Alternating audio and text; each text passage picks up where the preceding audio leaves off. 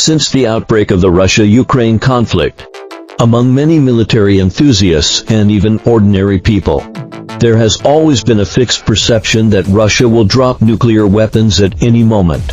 However, the Ukrainian trolls have intentionally taken advantage of this perception and often carried out cognitive warfare in reverse, putting forward views such as Russia doesn't even dare to drop nuclear weapons, and Russia's nuclear weapons are all fake, creating an atmosphere that Russia is on the verge of failure.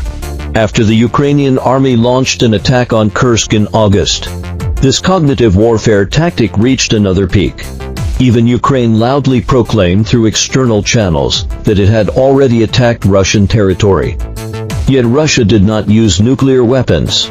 Thus, it claimed that Russia's nuclear strategic tripwire does not exist and that Russia's nuclear weapons are unreliable, demanding that the restrictions on combat be lifted so that it can continue to attack Russian territory.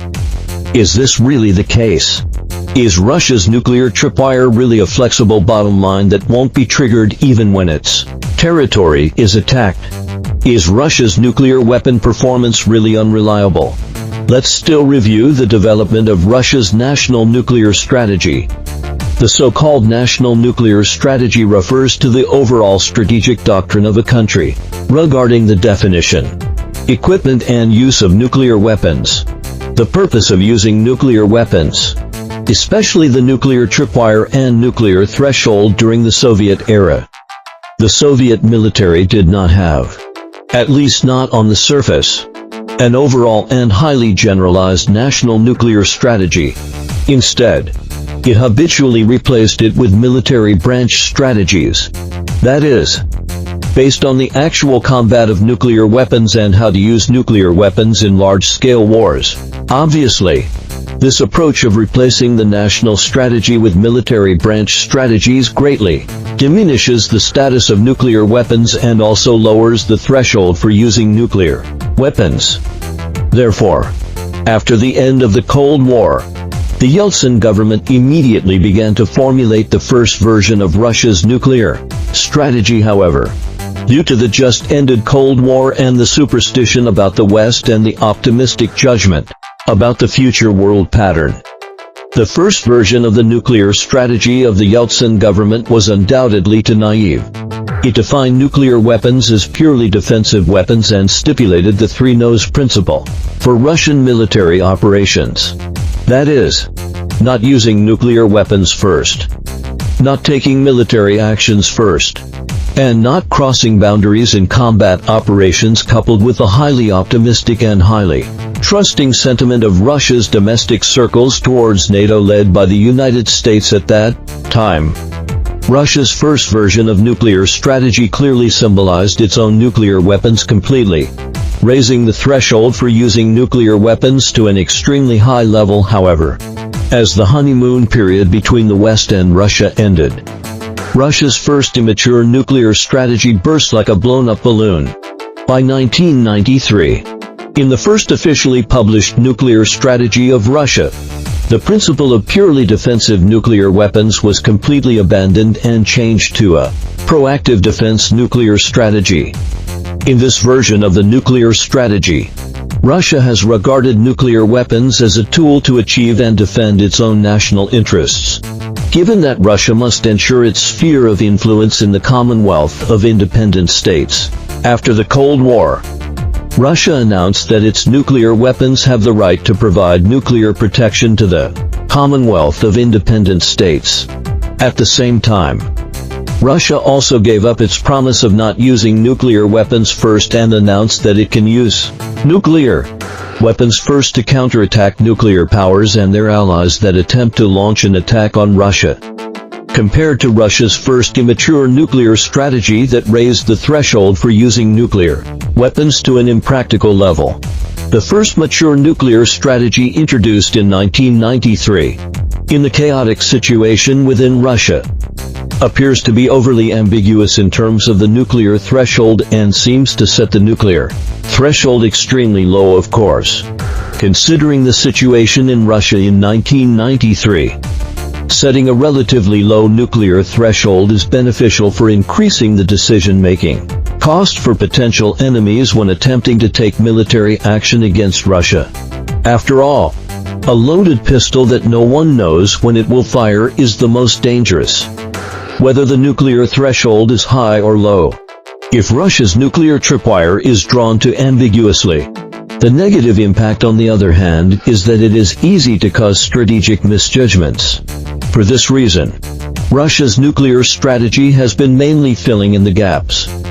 Filling in the gaps in its own nuclear strategic tripwire for a long time. For example, in January 1996, President Yeltsin, in his State of the Nation address, proposed that Russia's nuclear strategy is a realistic containment nuclear strategy, requiring the use of nuclear weapons to deter armed conflicts in neighboring countries from spreading into Russian territory. At the same time, Russia announced its first real nuclear tripwire. That is, once Russia's national survival is threatened, Russia has the right to use nuclear weapons. For this reason, Russian President Yeltsin made a statement on nuclear strategy and required the Russian military to immediately start developing tactical nuclear weapons. He even unrealistically proposed a plan to immediately produce 10,000 tactical nuclear weapons. Although Yeltsin, this drunkard, may not be serious when he says these things, Russia's statements on nuclear strategy, coupled with the stance of mass-producing tactical nuclear weapons, still clarified Russia's nuclear tripwire to a certain extent. However, Russia's nuclear tripwire is indeed set a bit low. Moreover, mass-producing tactical nuclear weapons to a certain extent represents a strategy of preparing for tactical nuclear WEAP on exchanges in actual combat and using nuclear weapons to enhance its advantages in conventional military forces. Since 2000, when President Putin took office, with NATO's continuous eastward expansion and the U.S. Bush administration adjusting its nuclear strategy from the flexible response strategy to the preemptive strike strategy and listing Russia in the nuclear strike country plan list, Russia's realistic deterrence nuclear strategy has been further developed at this stage. Figures such as Nikolai Patrushev, Secretary of the Russian Security Council, and General Valery Gerasimov, Chief of the General Staff of the Russian Armed Forces, have advocated that Russia should further implement an offensive and aggressive nuclear strategy, including preemptive nuclear strikes against aggressors. Obviously, if this strategy becomes the nuclear tripwire, then the threshold for Russia's use of nuclear weapons will be further lowered, truly reaching the situation of dropping nuclear weapons at any disagreement. Fortunately, President Putin did not adopt the opinions of these radicals. In the 2010 version of the military doctrine of the Russian Federation, Russia stipulated the circumstances for using nuclear weapons. That is, when Russia or its allies are attacked by weapons of mass destruction, or when they are attacked by conventional weapons, but the country is on the verge of life and death. Nuclear weapons can be used to counterattack. It can be seen that although President Putin did not hold the bottom line of Russia's no first use of nuclear weapons, he also did not lower the use tripwire of nuclear weapons to the level where nuclear weapons can be casually dropped. The only problem is how to define the statement that Russia is under conventional attack, but the country is on the verge of life and death. However, in the basic policy of nuclear deterrence of the Russian Federation made public in 2020, a fairly clear statement was made on Russia's nuclear tripwire, which stipulates for circumstances for Russia to use nuclear weapons. First, obtaining reliable information that the enemy is using intercontinental ballistic missiles to attack the Russian territory or its allies. Second, the enemy is using weapons of mass destruction including nuclear weapons on the territory of the Russian Federation or its allies. Third, the enemy attacks Russia's strategic nuclear weapons storage and deployment facilities, etc., which may lead to the failure of the functions of Russia's strategic nuclear forces. Fourth, the enemy uses conventional weapons to attack the Russian territory, resulting in Russia's national survival being threatened. The first three of these for nuclear tripwire as publicly announced by Russia are actually quite clear. Using nuclear weapons to counterattack when the country is under nuclear attack or may be under nuclear attack. And when the country's nuclear weapons storage facilities are attacked is normal operation for all countries with nuclear weapons. And there is nothing strange. The only problem still lies in this fourth one. That is, how to define the situation where Russia is under conventional attack on its territory and the country is at a critical moment on the verge of life and death. This is one of the very few and very vaguely expressed aspects of Russia's nuclear strategy in my opinion. This is an intentional strategy of Russia, which reserves a certain degree of discretion for the highest decision makers in using nuclear weapons. At the same time, this also brings considerable uncertainty to hostile countries' conventional attacks on Russia. And this uncertainty will largely increase the cost for hostile countries to launch attacks on Russia. As for how to define a conventional weapon attacking Russia's territory and putting the country on the verge of life and death, I think there are two reference standards. One is the standard of the patriotic war.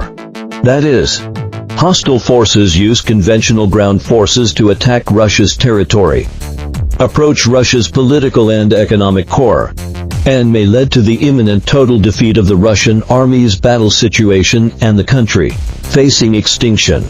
The second is the British standard.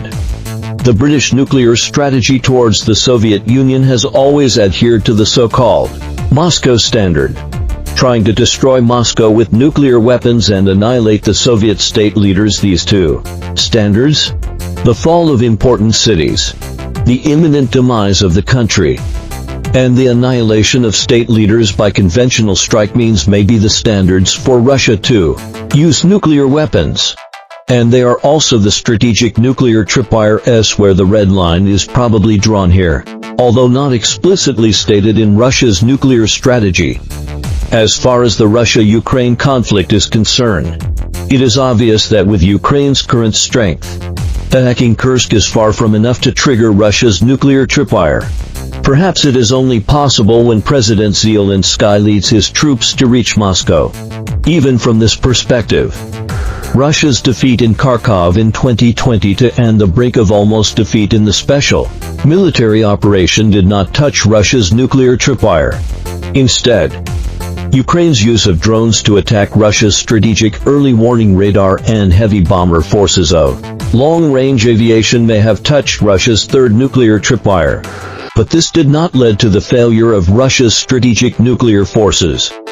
So it still does not meet the conditions for Russia to use nuclear weapons. Therefore, at least so far, with Ukraine's capabilities, it is still far from possible to make Russia use nuclear weapons unless NATO intervenes on a large scale. And this is exactly what NATO is worried about, which shows that NATO still has a clear understanding of where Russia's nuclear tripwire is.